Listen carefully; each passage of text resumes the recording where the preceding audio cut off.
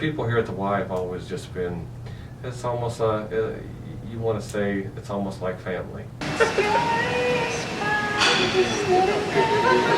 Well, you know, the Y has always been very supportive as far as, you know, I come every day right after work, and the fellowship I have with some of my friends that I work out with, and then the support from the people here, which has always been tremendous. I think the Y has always been there to help out and sort of lead and point and give instructions and help lead you into the path that you need to get to where you need to go.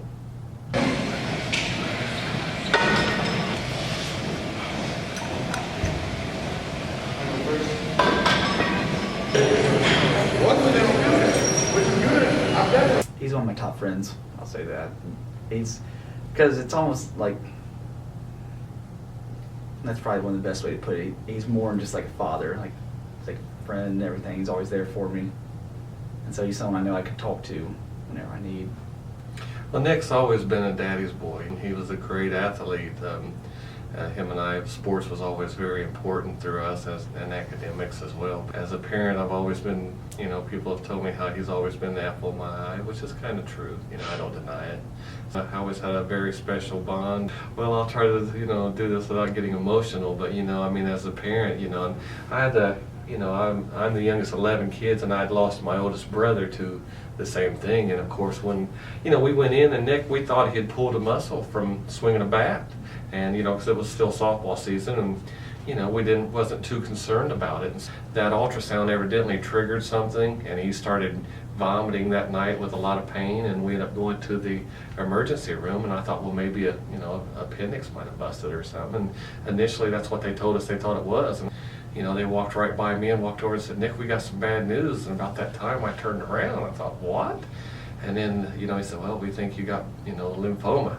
And I heard those words, and I immediately, and I told him, I said, you know, I said, you know, what did you say? You know, it was kind of shocking. And then after it kind of set in for a minute, and then Nick's telling me to hold it together, and I go, well, you know, I'm holding it together. And he goes, well, I can see your eyes. You just never expected something like this out of such an athlete. You know, you see your son and this kid, and then all of a sudden, you know, within a day or two later, and his hair's gone. You know, and then you think, you know, the steroids of the treatment, he's puffed up, and it's almost unrecognizable. And, you know, and you're sitting there trying to make sure you don't show any fear.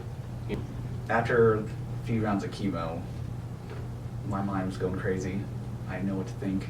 Down physically and mentally, really. Then you get the sickness that comes with it. And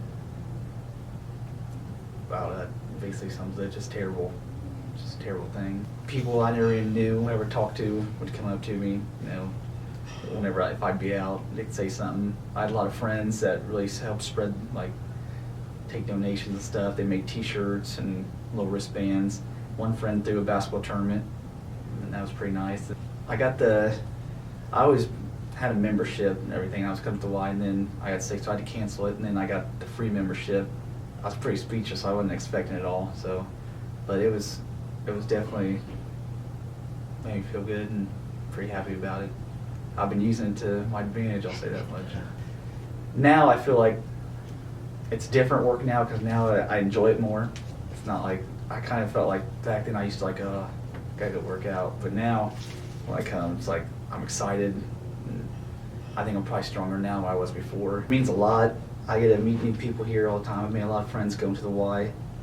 Without the YMCA, I wouldn't be able to work out, and I'd still be muscleless where I was when I was sick.